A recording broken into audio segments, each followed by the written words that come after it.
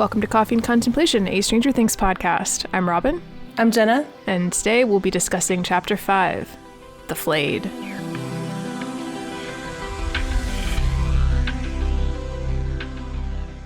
So coffee selections for today. I'm just drinking a cold brew, but I went and got it from a local place here in my town called Gravel and Grind. It's actually a bike shop and a coffee shop, which is kind of cool.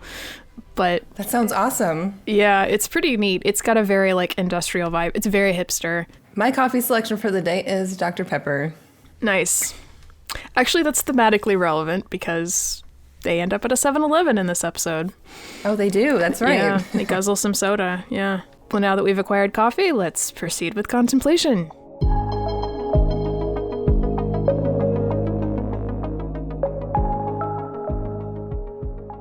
So the episode opens chaotically.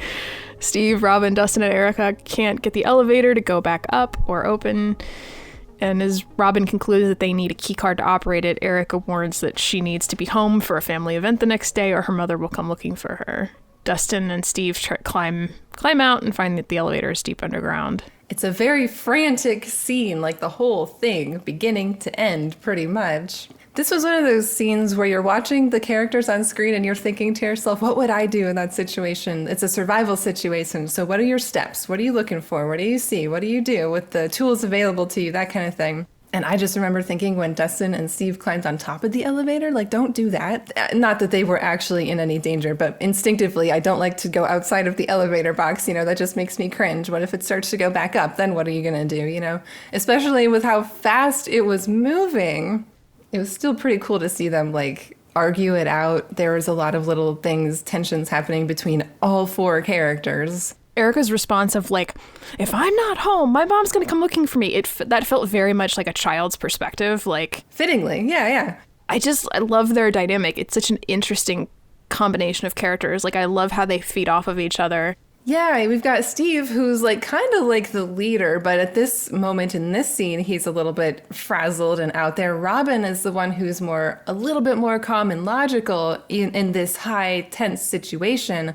And of course, Dustin is just screaming his head off because he's lost it. And Erica is indignant that this is happening to her. It's just interesting. They all have these different reactions to this stressful situation. They're kind of staring down a very scary possibility. It's that fear of being trapped in an elevator, amped up, much higher than even normal. I mean, considered how long they were falling and the probable speed at which they were falling, they are way down there. It did make me think, again, how the hell did they really build this? That deep? Not just the elevator shaft, but then all the connecting underground business so far underground. So far underground. It's not just underground. It's way underground. I wonder if anybody's done the math. Anybody that's watched the show, maybe they could kind of sort of calculate the speed at which the thing was falling and then counted the seconds and then been okay, well then here's how far they probably are. That would be really fun to look up. I wonder if anybody's done that. I bet you could do the math on that. Probably. Even if the Russians built Starcourt Mall and it was a Russian government or a Russian company or whatever, you're telling me they brought in 100% of the workers from Russia, from the Russian government? They didn't hire just local people for cheaper labor probably without traveling and all that stuff? In 1985. Yeah. If most of them don't speak English, how did this happen during the Cold War? And maybe that's just me being ignorant about how some of that stuff would have worked in that era, but it's another thing that's testing my suspension of disbelief. But all that said, the end result of watching this group get there is the characters and their interactions are great in this situation. It's the situation itself. We just kind of are okay.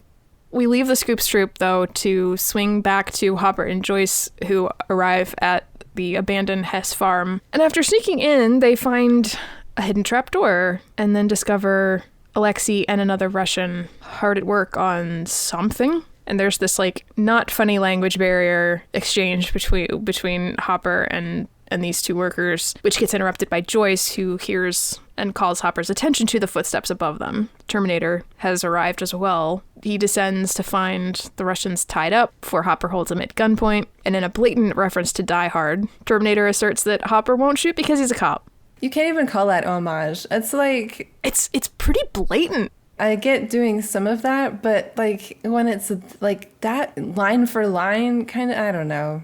They're better than that. That exchange could have been so much better. And I'm judging that by the show itself. Erica crawling through the vents as a Die Hard reference, again, that worked. Even the "here's Johnny" reference we get later on in this episode, going like, hi, that at least works for me. I don't like it, I don't love it, but it works. Yeah, and the first time I watched this and I didn't pick up on the Die Hard reference, it felt like a really weird beat. Hopper is not, like, even at his best, he's not necessarily, like, he can be a little bit of a loose cannon. I mean, again, when we meet him in season 1, he is struggling with depression. So, like, I would not have necessarily, like, put it past him to shoot a Russian agent clearly, like, tied up with something really, really freaky. Now, granted, I don't think Hopper would shoot him in the head. I think he'd, like, wound him somehow, but I don't think Hopper would just kill him. This guy has information and answers that they really clearly need. So, like, it doesn't make sense for him to just take him out. I think he actually has a lot of good intuition and instinct about how to navigate a situation, which I think we see a little bit in chapter 4, but I think it would have been nice to have seen a little bit more of that in this moment rather than just him go in, you know, holding the gun up and doing this like super tough guy thing. Like, I would have liked to have seen Hopper use more of his intelligence here. But hearing this line at this point in the season, it's like, of course he's going to shoot him. And he does. That's the thing. The gun goes off.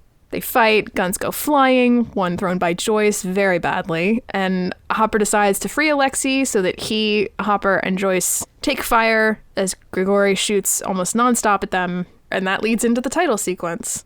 Jonathan wakes to a phone call from Nancy, who tells him that she's at the hospital, and she knows that she sounds insane and irrational and out of touch, and she says that he can save the lecture, echoing chapter 1, I might add, but that she needs to talk to Will, asking if he's safe. And that gets Jonathan's attention.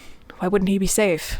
Maybe this is nitpicking, but like, just once, I would like to see Jonathan be the first to figure something out. Like, he's always so reactive. Every season, do you hear yourself? What's going on?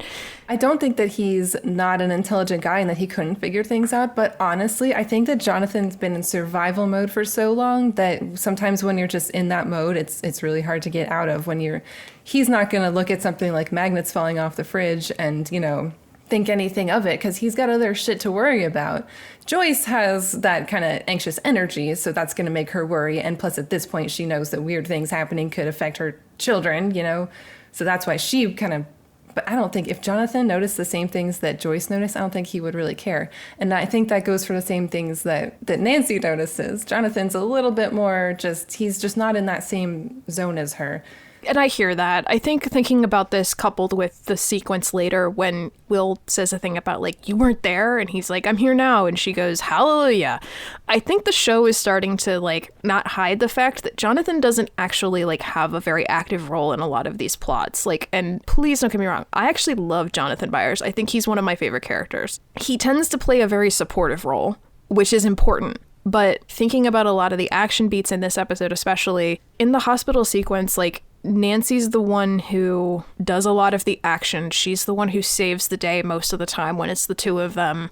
A lot of times the things that he does bring up, the points that he does notice and that he does catch, tend to go kind of unacknowledged, which is partly why the sequence between them in the elevator bothers me as much as it does, which we'll get to. So yeah, like in this moment I just found myself going, it would be kind of nice if, like, just once he kind of got a moment to be the one to figure something out first and not be reactive. It just would be nice. It's a wish list item. Yes, I'll say it that absolutely. And I think that could speak really strongly to how little of an arc we get out of Jonathan, really through this entire series. Like you said, he's support, but what does Jonathan want? We get a tiny glimpse of that with their argument in the car, I think, because I think that speaks to Jonathan wanting a stable job, to be able to support himself, to survive, to not have to worry about, you know, survival anymore. But he doesn't really know how to think of anything other than that. Like, I think it would be nice to see him want something other than survival. I guess you could argue that he wanted to be with Nancy, but I don't know if that's really something that fulfills something deep in his character or anything like that. Does he have any grand aspirations for his life or you know, and that could be really interesting. Maybe he doesn't, and maybe that could be an interesting point of contention between somebody like him and and Nancy, although of course at the end of this season they aren't really together anymore. But if he does just want a nice job and Nancy wants more, that could have been kind of a cool thing. But they don't really get it into that. We still don't really know what Jonathan wants, from life in general. It's not something that's important to this show yet, I guess. The closest I think we ever get is the line that Joyce, in the fight between Joyce and Lonnie in season 1, when she says he wants to go to NYU. He's wanted to go to NYU since he was, I forget how old, but since he was very young. And also I'm thinking of the way that he and Nancy interacted in the first season in terms of when they were planning to go after the Demogorgon. Like, he was a more active participant in that. Yeah. And in his conflict with Lonnie, we saw him take more of a you need to leave. I guess this moment made me kind of miss some of that. Back in the episode, in the woods, Hopper's truck is broken down, and while he tries to repair it, Joyce tries to communicate with Alexei, pantomiming her magnets falling down. And Alexei seems to partially understand, or at least seems to be genuinely listening, earnestly listening, but it frustrates Hopper. And ignoring Alexei's obviously distressed warnings, he has Joyce attempt to start the truck when the engine starts to smoke, and Joyce barely makes it out of the cab before the explosion goes off. No one in the audience is surprised by that, right? By which part, honestly? Hopper's reactions to everything? No. Mostly I meant the fact that Alexei's stop, and then the car, there's clearly an explosive in there. Oh, an explosive? Well, the truck goes boom. Well, that was something else that I was going to mention. I literally don't think that cars can blow up like that unless they have a bomb in them. So I was wondering if you meant do you think they'd rigged the truck with something? No, yeah. I think it was just supposed to explode from being, shot at or something, which I still don't think would happen. So they just kind of added this explosion in there for what? Because they wanted more drama or something? I assumed that it was an explosive, that it was rigged because of the way that Alexei keeps going stop, stop, stop. Which to me made it seem like maybe that's Gory put it in there before he went into the house. That was what I assumed. Maybe I'm wrong. That's so funny. I really thought, because it was smoking a little bit before it went off, and of course we saw that the car had been shot at, and they kind of hit a mailbox or a fence or something on their way out. So I assumed the car was damaged, and it was just kind of another one of those pointless Hollywood car explosions, just because we can, which I wish they hadn't done if that was their intention, just because we don't need to ramp things up that hard so early, right? That's been one of our complaints about this entire season, was how everything is so ramped up all the time, and it really just doesn't need to be. They could have just stalled in the forest. Yeah. And if they really wanted to establish that maybe Alexei is trustworthy, they did that just a few minutes later with him running to 7-Eleven ahead of them and them catching up to him. That's true. I wasn't really sure what the point of the car exploding was. Just for fun.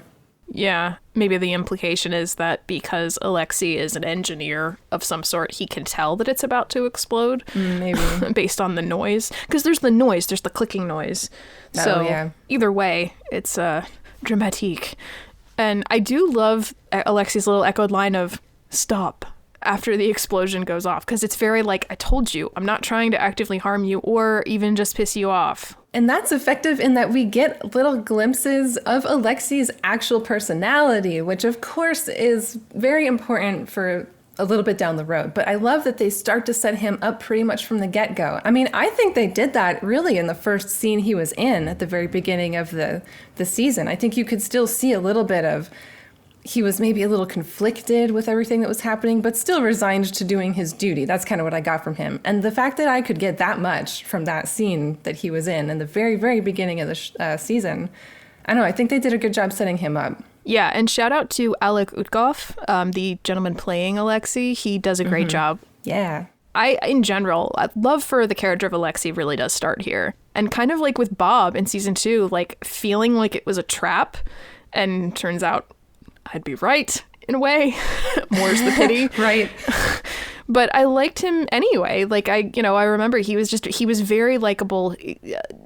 this actor has a lot of charisma, I think, naturally. Yeah. I think so too. I mean, first of all, that curly hair and that like boyish smile that he has, I mean, that really works in his favor.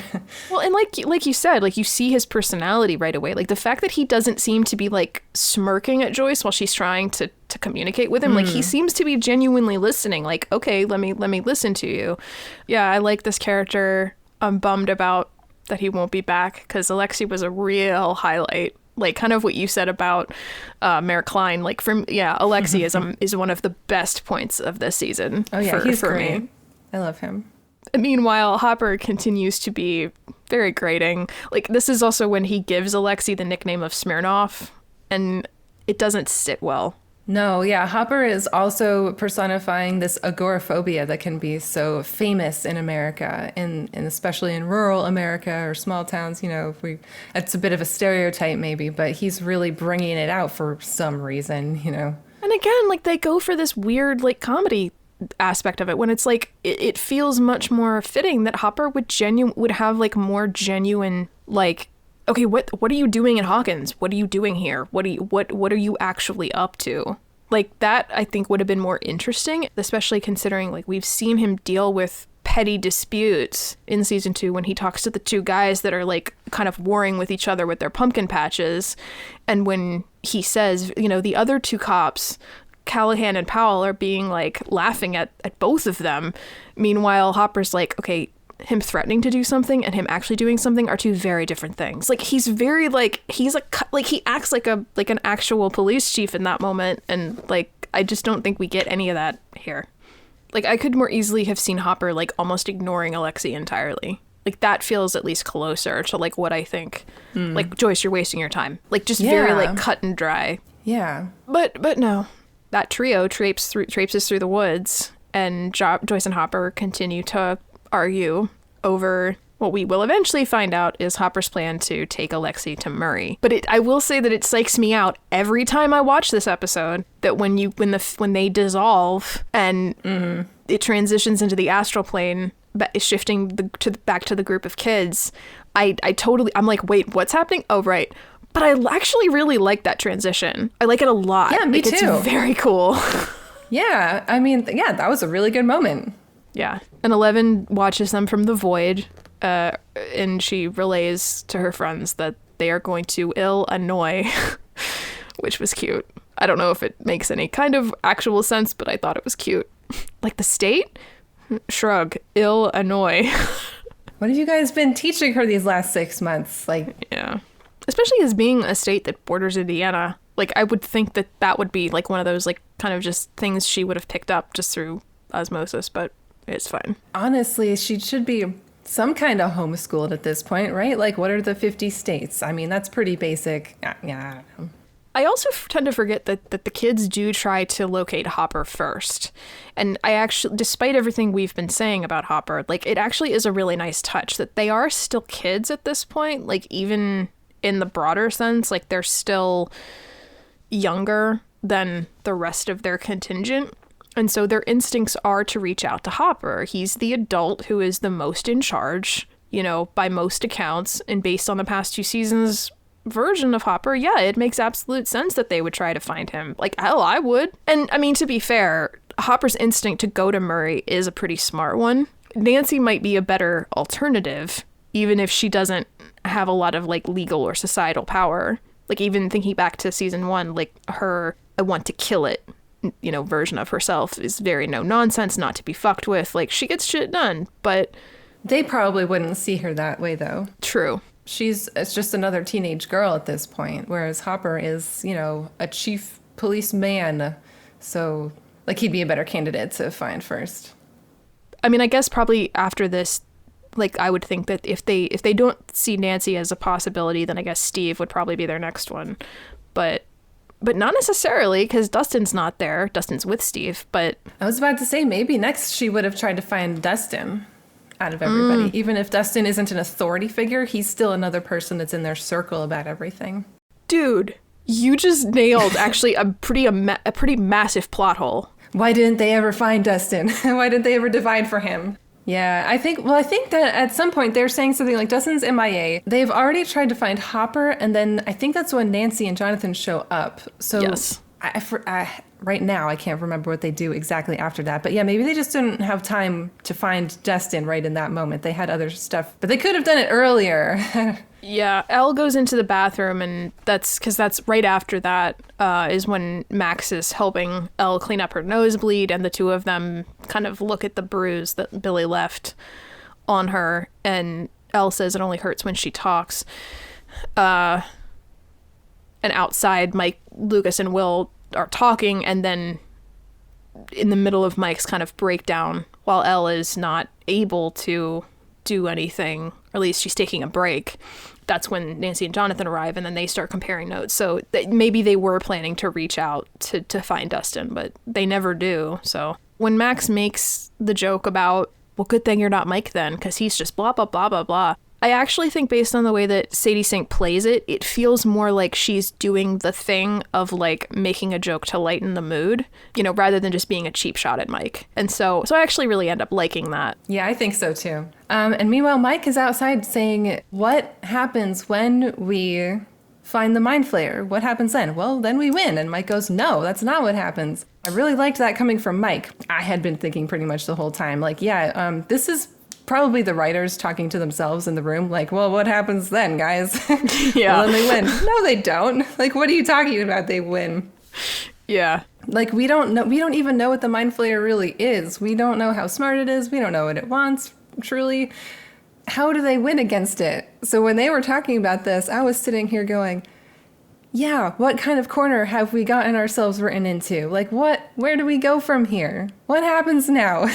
Yeah, I know you guys will talk about the end when you get to it, but I was not entirely satisfied with how the ending went down with the Mind Flayer, and I do think that speaks to them being a little bit written into a corner. This particular conversation between Mike and Lucas really made me feel that. What's funny though is that this moment of them talking and deliberating, the tone of it, the rhythm, the way that Wolfhard and McLaughlin, even Schnapp, the way that they're playing this conversation, it feels like them. And even as much as I love Chapter 4, this feels like the closest that we've gotten to this season to what their dynamic has felt like in the past. And this is up until the next part when they start talking about the girls again. Yeah, the way they're deducing and debating and reasoning out the variables, like they're thinking through it, they're reasoning it out. It just feels so much like they're them again. And I also like the fact that Mike calls out the bizarreness of how Hopper being unreachable all of a sudden, and then notices that Dustin is MIA. And despite the fact that I miss Dustin's presence with this group, I kind of like, for one of the only occasions in this whole season, that Dustin isn't there, because girl stuff aside, we get to see them do this logic breakdown with a different trio. It's not a quartet. It's not their full quartet. It is still a trio, but because it's Will and not Dustin, the dynamic is different. And I kind of like that we get to see them being a cohesive group with Will. Yeah, I was going to say, even without Dustin there, they still have a similar dynamic as when they do with the four boys or with the three boys minus Will from like the first season. It's a similar dynamic. It's definitely different, but it still brings back those feelings from the first season. Definitely. I loved that. Will, to me, still seems a little bit weak in terms of his own character. You know, we still don't get a lot out of him in terms of developing his character, but it still works with the three of them really well. Which is a shame, because when they suddenly like shift their attention back to Max and Elle, and Mike wondering, well, what are they doing in the bathroom? To which we get that so overused girl joke about girls liking to hang out in bathrooms. Sigh. And Mike theorizes that they must be conspiring against him, which the girls hear and laugh at. Like, they could have used that moment to do exactly what you just said. Like, they could have used that to, you know, actually develop Will a little bit more. But instead, it goes right back to what we saw in Chapter 3. And I don't think we needed to recycle it here. I kind of feel like that in this moment, it's the first occasion where they act like the conversation in the garage never happened. Yes, I was just thinking maybe they could have sort of continued that conversation, or, you know, referenced it, and because that's a conversation that still needs to be developed at this point even further. Even if they had only handled it, or like the direction of this moment, there was a feeling of like, well, there's that elephant in the room, like it's kind of hovering, but they're not addressing it. That doesn't happen. They're just acting like it didn't even transpire. That's a good point. Okay, I guess it would be weird for Mike or Will, for either of them, to bring up that conversation with Lucas and the girls present. I mean, technically the girls are in the bathroom, but, you know, they can hear everything. So it would probably feel awkward to just kind of bring that up. But they still, like you said, they could have referenced it somehow, like even obliquely.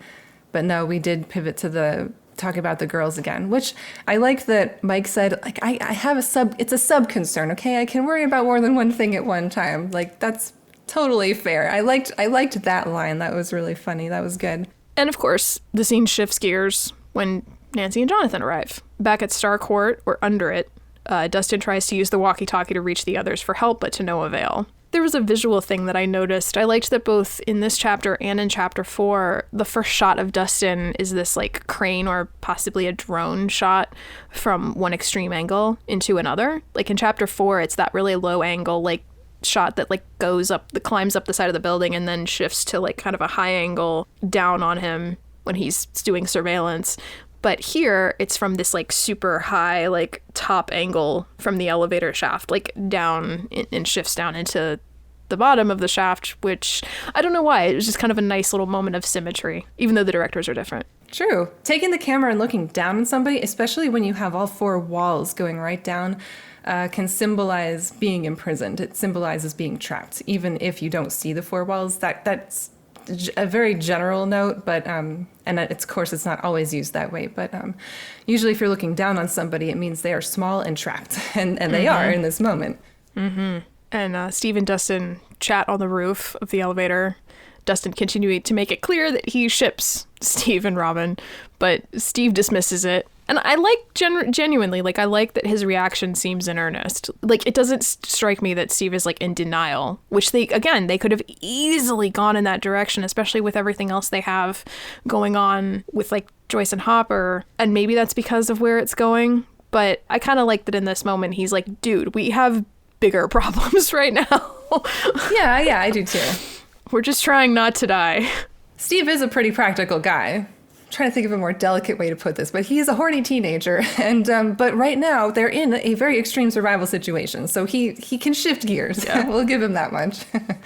Well, and like I said, that feels like a decision. It feels like a choice that they made in terms of the writing, but also in Carrie's performance. Like I appreciate the lack of like dipping into that, even though Dustin, like I said, calls it out pretty strongly. Absolutely, yeah. And then he pees. They didn't establish a pee corner already. You guys, we talk about this being a survival situation. Yeah. You establish a pee corner pretty early on, don't you? Especially with like Erica. She's like a 10-year-old girl. She's probably going to have to pee before any of them, right? I just thought that was so funny. No one's peed yet. Seriously, it's been like 14 hours maybe. Yeah. I mean, maybe not that long. It's been, but still. Oh, goodness. Like, they call attention to it, and it's like they don't bother to even address the fact that, like, you have 2 girls there. Yeah. I think this is one of their ways of trying to combat suspension of disbelief issues. Yeah. You know, they wanted to mention the fact that they were going to have to pee, so they had somebody pee. But then, like, there's so many other issues with this show and suspension of disbelief. Why this thing? You know, they could have used it to be a character moment for someone like Dustin or Steve. Steve is kind of like the leader of this group, so that could have been part of his moment. Like, all right, guys, we're going to set down some ground rules. Here's a pee corner. Yeah. Like that. I don't know. But the way they actually handled it, like, really, that was just so weird. It was very odd. But speaking of Erica and Robin, they are arguing inside the elevator over whether or not the green liquid is drinkable until Robin hears a cart approaching. They hide on top of the elevator, watching the Russians unload boxes, and then Scoop Stroop is about to watch the guys like leave when Steve notices that Erica's holding the canister and gets an idea. Just as the elevator door closes, Steve jumps down and lunges and uses the canister to prop open the door as it closes. They slip under it and the canister cracks under the door's pressure and it melts through the floor. That was quick thinking too. Yeah, it really was. It was impressively quick. Both the thinking of it and then honestly, like him being able to jump down and get that thing under there. It was like, yeah, the idea and the execution. Like, damn, I'm still not 100% sure I would have trusted that thing to hold the door up, but plot armor, it did, and they got through just fine. So it does make me nervous too. Like every time Steve barely gets out of there, I'm like, ugh! I know. Ugh. But that also serves as a plot device to show us that the green liquid is very caustic, not drinkable, and that it's probably something we are unfamiliar with. They get out, so they're out, but with no other options. They begin the long walk down the hallway ahead of them. And I'm like, did we really need the comment on Dustin not being in shape? No, we didn't. What was the point of it? I don't know. Yeah. It doesn't even play into their like relationship, because it's not like Steve likes to share fitness tips with Dustin. Like maybe if that was part of Steve's character, like that would have made more sense, but it's not. So why? That was low-hanging fruit. That's all that was. Yeah, why go there? Also, this made me think, the whole Russian facility isn't even under Starcourt Mall. The only thing that they have under Starcourt Mall is that elevator shaft.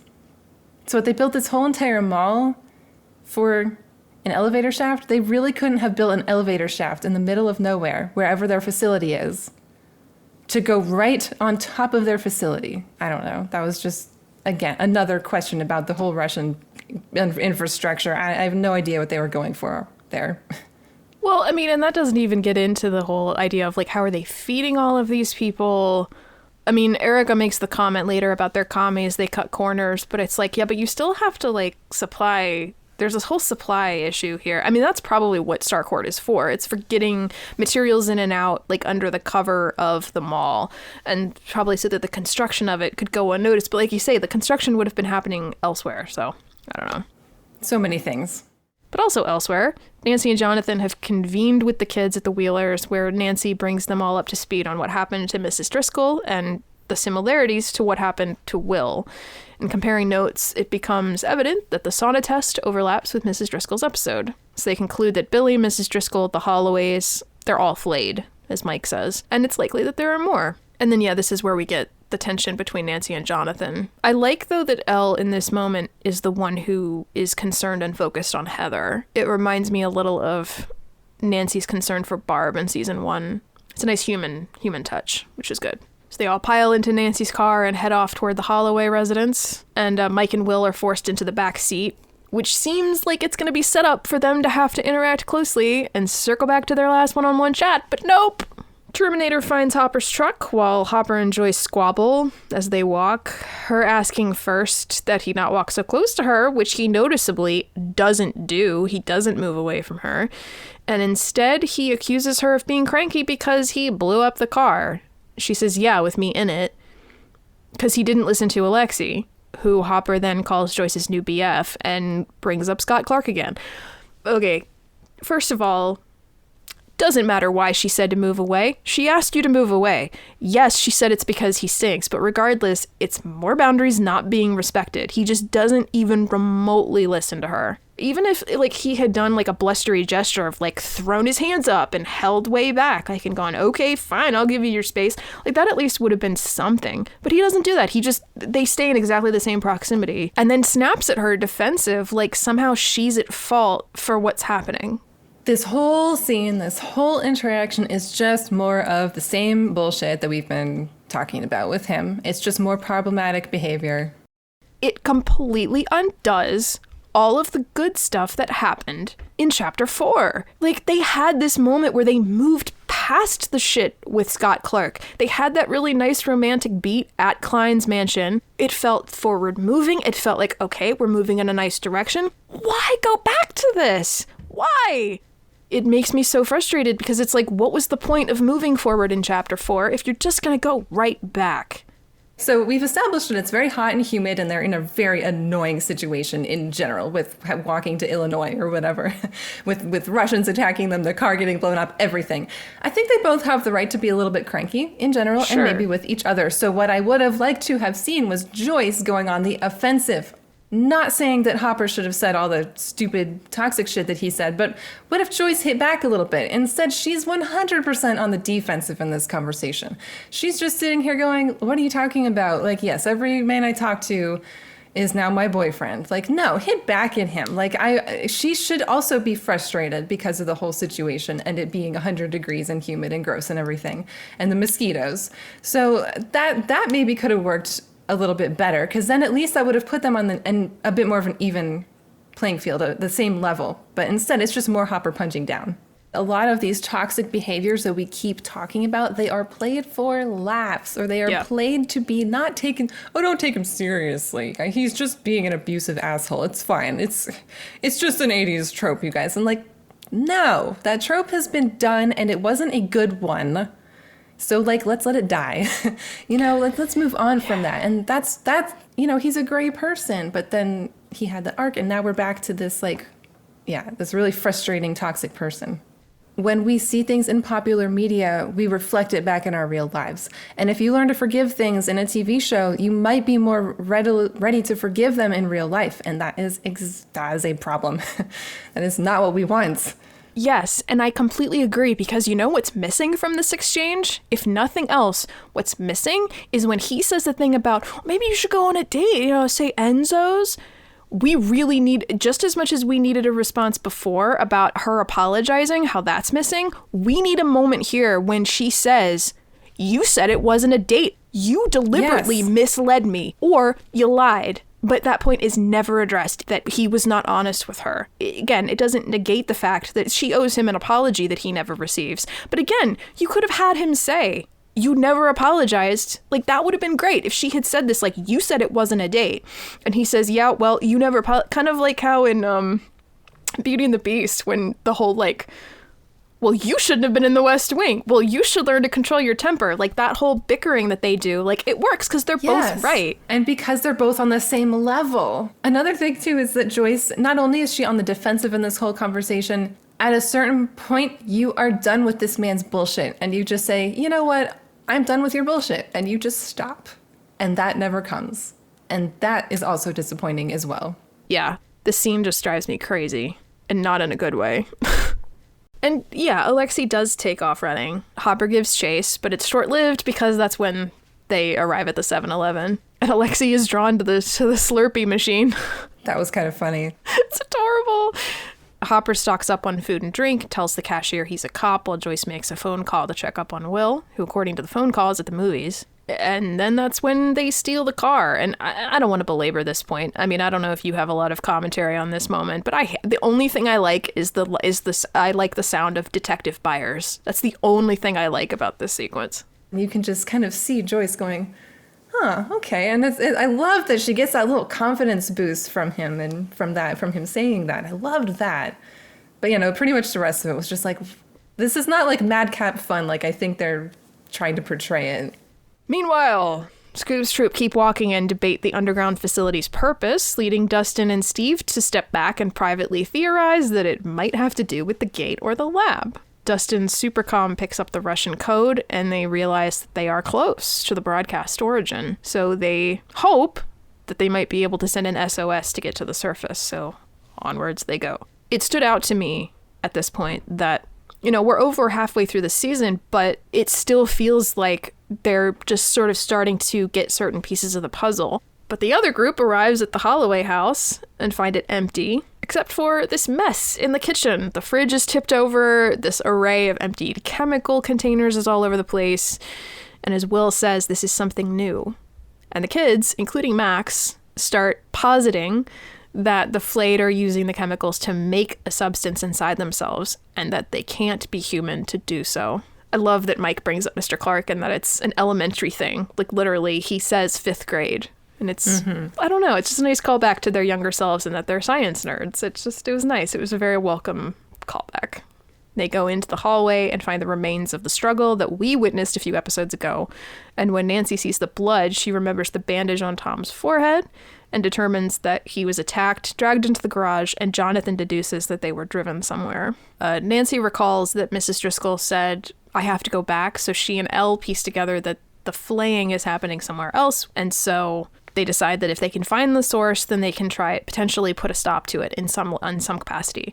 So Will suggests that they let Mrs. Driscoll, in fact, go back. It was interesting that this idea came from Will, of all people, too, because we've been talking about how, Nancy is a real idea person. Mike's a real idea person. Max is she's very quick thinking and strategic as well.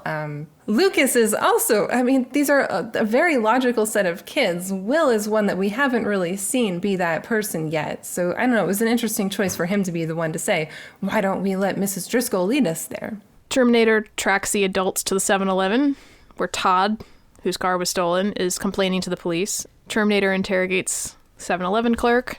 Joyce, Hopper, and Alexei disembark Todd's car when they arrive at Murray's place, and they go through the same sort of song and dance that Nancy and Jonathan went through last season, culminating in Murray demanding to know Alexei's last name, by way of throwing open the door, holding a shotgun, and Alexei speaks Russian, and this time we get subtitles so that we are ready to understand Murray's response, also in Russian. I love this moment. I do love the moment with Murray, absolutely. I do think that Alexei maybe should have said something. He said a relatively long sentence. He has no reason to believe that Murray speaks Russian at this point. He wouldn't know that. So why did he say this whole long sentence? He hasn't said anything like that to Joyce or Hopper. He probably would have just said something more reactionary, like, holy shit, or something don't shoot me. True. But he says this, like, you American pig, put down your gun, or something like that. Like, I get why they do that, because they wanted Murray to say his cool line back, but it was still kind of like, come on, guys. When I first watched this, my reaction was like, it wasn't so much that I was surprised that Murray could speak Russian. It was more like a, yes, kind of moment. I totally buy that Murray would speak Russian. Like, keep your friends close, enemies closer. He'd want to be able to, like, intercept and interpret and understand Russian messages. So he wouldn't trust an interpreter to do it. No. Yeah, like Murray showing up, it's such a nice addition to this group, and I'm really happy that he's back, and I'm glad that he's going to be in season 4 as well. Yes. Inside, Murray insists that he will search Alexei until he's satisfied, starting with a metal detector. Joyce pulls Hop aside and expresses some doubt over Murray's sanity, and Hopper points out that it's a little hypocritical, and they start to argue again, which Murray interrupts, referring to it as a lover's quarrel, and Joyce, fed up, barges up to Murray and shouts it back at him and demands that he help them, followed by, please.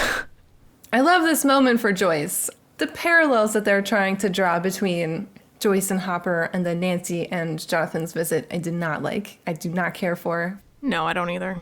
I love the fact that Joyce and Murray are kind of similar. Like, I like the fact that we get to see them directly interact. Like, that I find really, really interesting. And I remember being, like, looking forward to when these two would share a scene together, because I just think that they're both really interesting, and they have both different and similar personalities, and also like just their whole approach to things. They're very much both like very set and very like determined in their very specific ways. I'm not even saying that like, oh, they're both like conspiracy nuts. Like, I'm not saying that at all. I just like the way that her walking up to Murray and being like, no, you're gonna help us, goddammit. And it's very different from the way that Nancy approached him last season, with a very calm, cool, collected, like, I've got information you don't have.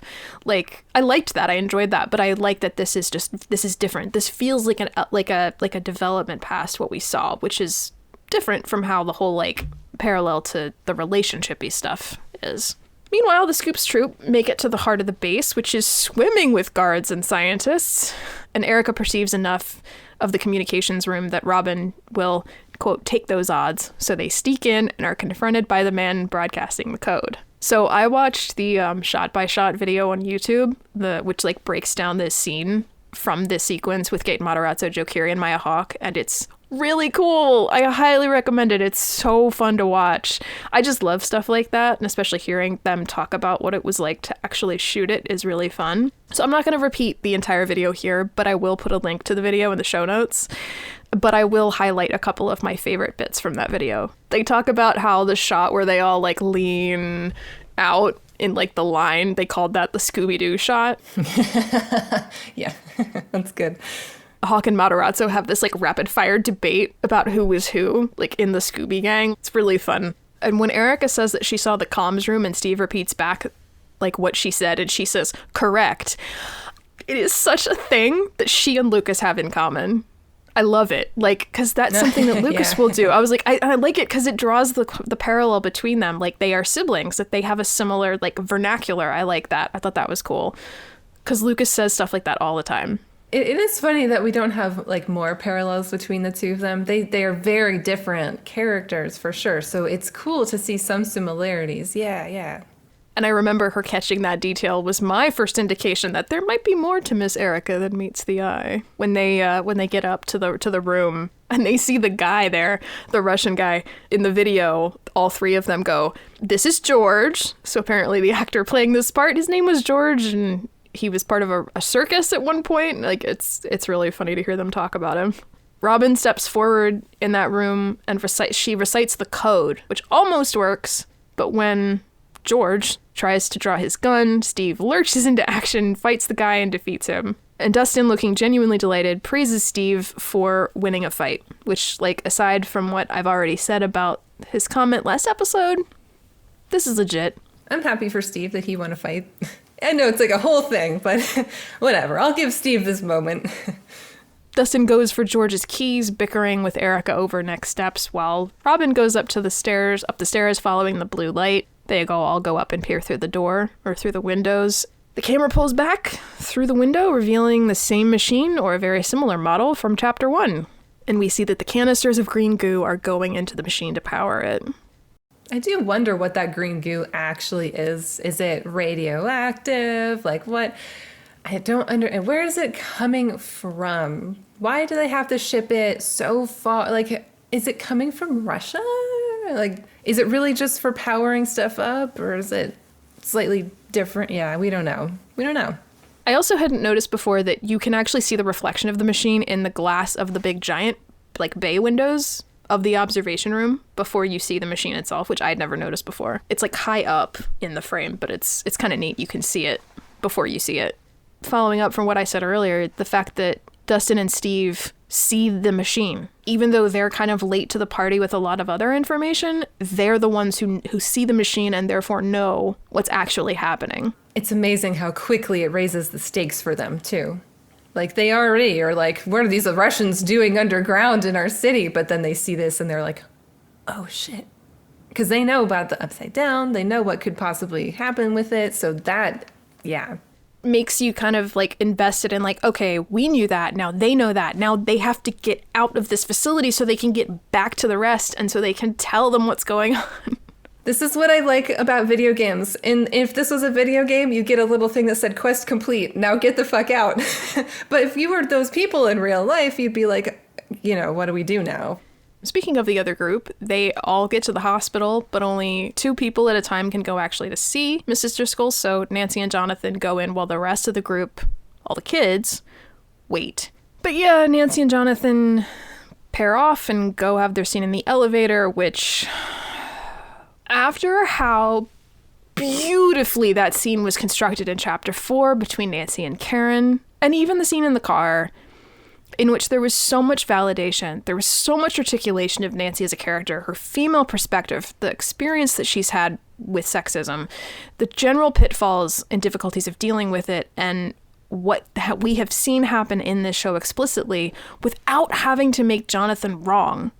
Here, all of that gets undone. The only way in which she acknowledges her part in that argument is by saying, like, I don't think that you think those things. But she never says, yeah, which she says in the scene with Karen. She acknowledges the fact that she disregarded Jonathan's concerns completely. But he, meanwhile, has to completely negate everything he said in the car. He wasn't wrong. And he says, I was completely, utterly, and mortifyingly wrong. It's like, no, dude, you weren't. You made some really good points. Your perspective is valid too. And this exchange takes away all of that balance that was so beautifully executed in Chapter 4. I forgot how this scene actually played out, and I just was so disappointed. Yeah, this was such a jarring scene. Like, his perspective is so important.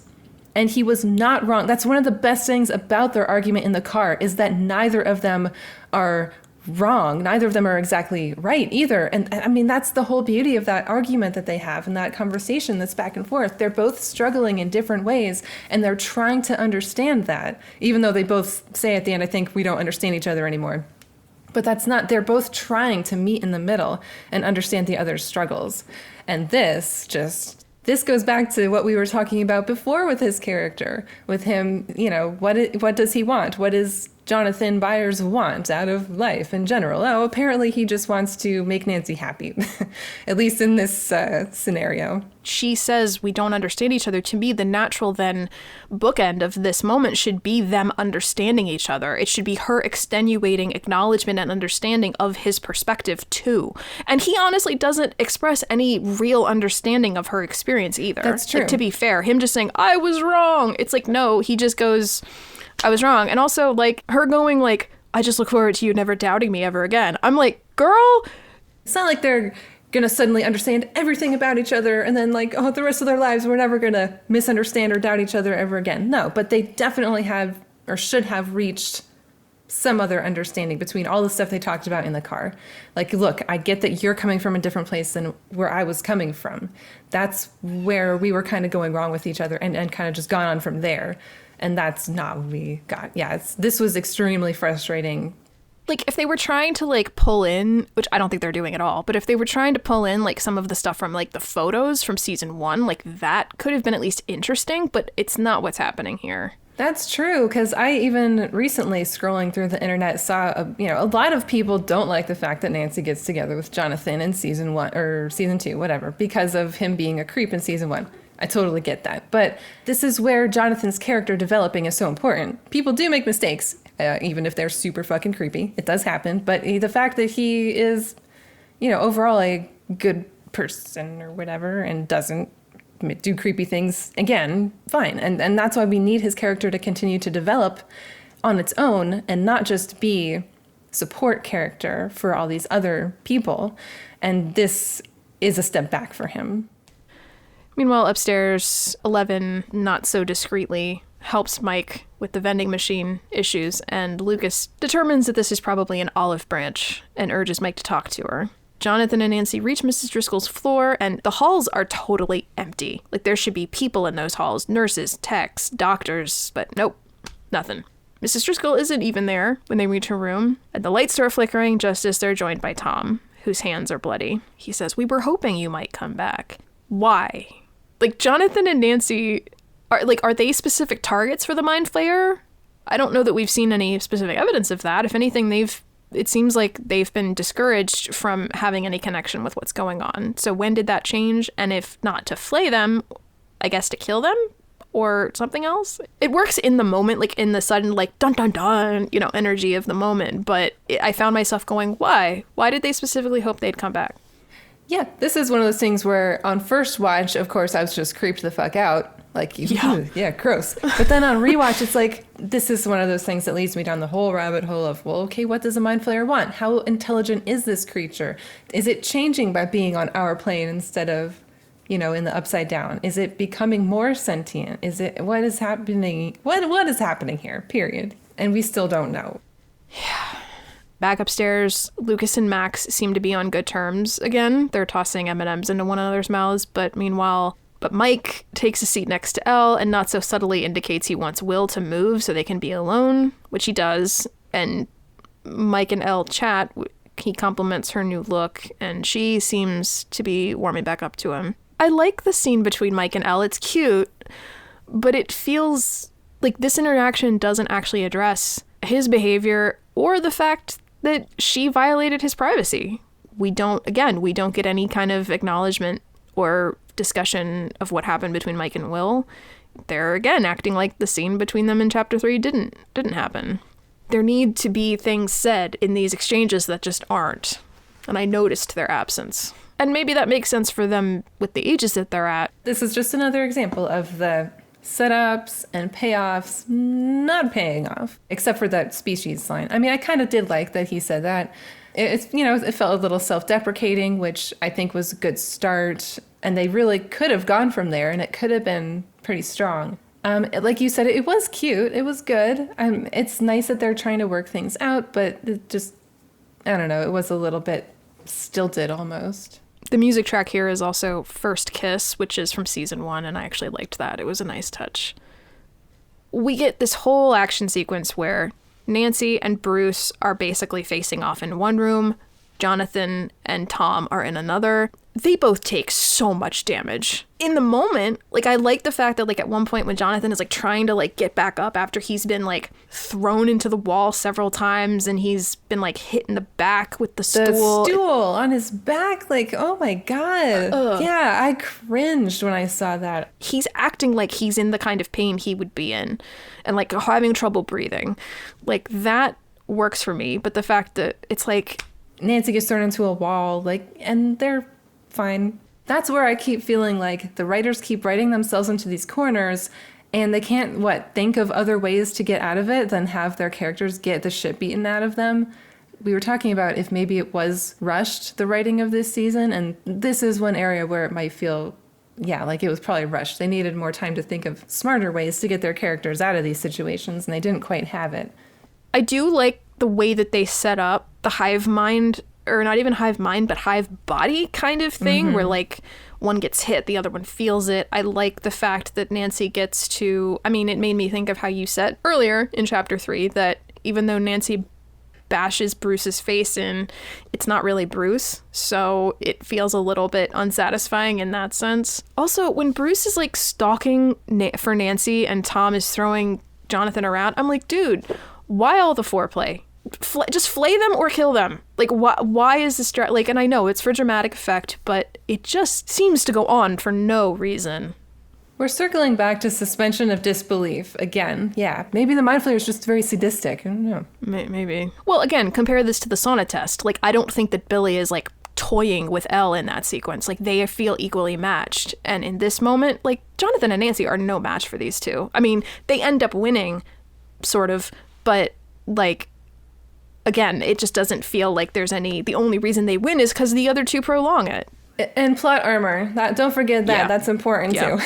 Yeah. Like, this whole sequence, first watch through especially, I thought the horror aspects were really effective. It's the stuff of nightmares, really. Nancy leaving Jonathan. Yeah. And then running down that hallway yelling help so desperately. I think Natalia Dyer screaming for help like that is literally the stuff of nightmares. She does a fantastic job with that. It's so good. You feel that. And then that awful despair and desperation that her character must be feeling. It's great. But on rewatch especially, just a lot of the plot points come out as nonsensical and, like, after the bodies dissolve and then congeal together, it's like, well, why were them in the first place? Why couldn't it just have snuck in somehow without being seen and torn a bunch of people apart without impersonating anybody? The whole sequence feels very horror film. And I mean, I know, but it doesn't feel very Stranger Things to me in terms of its style. It feels, because it's so long, the sequence is so long. So, like, again, compared to the sauna test finale, which felt very Stranger Things, particularly the shots like that zoom in or that, like, dolly in close up on Nancy's face where her eyes are, like, super wide and, like, the angle that it's at, it just feels very, like, horror film. That's not a bad thing. It's just I noticed that stylistically it felt a little bit more obvious. But I remember theories flying around about this goo monster, like who it was or what it was when they first dropped that Baba O'Reilly trailer. I'm also not sure how just those two bodies formed that one giant thing, though. Yeah, I guess it was pretty big. It's pretty big. It's bigger than two human beings because it's that big blob in the middle and then it's those arms, like all the arms off of it. So, plus all the teeth. Yeah, like... Yeah, gross. What the fuck? I mean, everybody's performances were great. My gosh, the guys that play Tom and Bruce, I think they did their mind flayer hive mind parts really well. Absolutely. Tom is another character that I'm like, I like him as an antagonist. I would have loved to have seen him stick around for longer than this. He's great. Yeah. Very sinister. Nope, they're gone. They're dead. I did think, like, hey, Nancy, Jonathan, if you were waiting for the opportune moment, that was it. Like, I get why they stick around to like see what this is culminating to, like what's happening, but I'm also like, that was your moment to run. That was your time to get away. Like, and the fact that they get cul-de-saced too was so frustrating. Yeah. Like, y'all know where the exits are. They're labeled. It's a hospital. Yeah. No, we run into a room. Well, to be fair, she does kind of she goes for the phone. She tries to get to the phone. They both try to communicate. That's right. So that's the end of the episode. So final thoughts on chapter 5, The Flayed. I kind of like that they ended it on that shot of the monster. It's kind of like saying the mask is off. This is it. I mean, it does get bigger with more bodies, I think, but it is kind of cool. Like, yep, this is it. This is what we're up against. And I do think it's interesting to be left with those thoughts at the very end. That's actually a really good point, especially considering what we were just talking about with Dustin and Steve kind of getting the big reveal of so it ends with this episode has 2 pretty big reveals. Our parties both getting big landmark pieces of information. So now it's time to get the parties back together, pull their information, and have the final boss fight, basically. Yeah, structurally, it's a good place to end it, too, because this was the big final moment of that one trailer. So to have this moment be like, okay, now you have to watch the next episode to actually find out what happens from this point. Like, actually, I thought, like, just from a structural perspective, I was like, that's actually pretty smart. I like that. Yeah. I find that this episode overall feels good, better than the first 3 for sure, but it's very much a fallback from the 4th chapter. I had a much better memory of chapter 5 going in than I did actually coming out of it. I had very good memories of that scene between Jonathan and Nancy in the elevator that I was really surprised by how much I didn't like that scene. But I loved seeing these moments of Mike and Lucas and Will working together. Like, that was a real highlight. I loved getting to see Alexi and Joyce interact. I love Murray being back. So this episode does have a lot of highlights, and there's a lot about it that I enjoy. But it feels like a lot of the things in this episode directly oppose and even nullify much of what we saw in just the previous chapter, which is a really big bummer. I wonder how much of that has to do with continuity in writers and directors. I mean, the Duffer Brothers, don't they work on every single episode? You'd think that there'd be a bit more continuity. Well, and Sean Levy as well. But I mean, I really do think that writer from last episode played such a huge part in that. Like, I wonder if there was just a lot of disjointedness in the writing process of this season as well. Like, if maybe it was rushed, maybe they were at a bit of a loss, but also if it was like there wasn't a lot of like conversation, like collaboration during the writing process, which is one of the things that it stands out so much in the first season, especially like how much of that there seemed to be. We have these moments where it's like, that's Stranger Things right there. That's it. That's great. And then it goes away. So, and the Scoop Troop continue to be my favorite of the teams. Even though so much of their stuff is ridiculous, I love it anyway. I feel like their stuff is ridiculous in the right way. Like, yeah, okay, the stuff with the Russians and the logistics of the whole underground bunker thing are a little bit too ridiculous. But the way that group of characters is handling it is, I think, hitting all the right beats, and I really love that. I wonder if part of the reason that kind of like what we talked about towards the beginning of the episode, that you have this interesting mix with the Scoop Troop. So it shakes up the perspectives in a really interesting way. And I just, now that I look back on it, I'm like, I wonder if they had shuffled the other groups around a little bit more, if that might have helped, at least the kids group. Yeah, and this is where what we were talking about with Will, I think, could have been helped a lot better. Like, I keep saying that Will is just not really utilized very well. He's almost like a plot device more than a character. So throwing him into, we talked about what if he was with the Scoops troops and how that could have been more interesting. But yeah, no, just throwing Will around with almost anybody else besides Joyce. I don't think we really need to see any more Will-Joyce dynamic. You know what? Even to split up Joyce and Hopper, I would have liked to have seen that. I mean, even if they didn't have this awful toxic relationship in this season, even if they were more like friends and they understood each other better, I still think it would have been interesting to split them up and have each of them with different, groups of the kids. I don't know. Mm-hmm. This was a bit of a filler episode, too. Like there's definitely a few big reveals, like we just said, but we found a lot to complain about. Yeah. But I guess with that said, that's going to conclude our contemplation on Chapter 5, The Flayed. If you've got comments, questions, thoughts, you can join the conversation. We're on Instagram and Facebook as Coffee and Contemplation Pod, and TikTok as @CoffeeandHawkins. Like, share, subscribe wherever you get your podcasts, and consider leaving us a review. Thanks for listening. Over and out.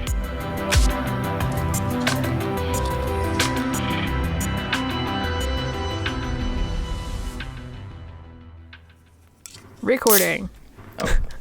Sorry. I thought I was going to get that in first. That's the slate. That's our audio slate. I guess so.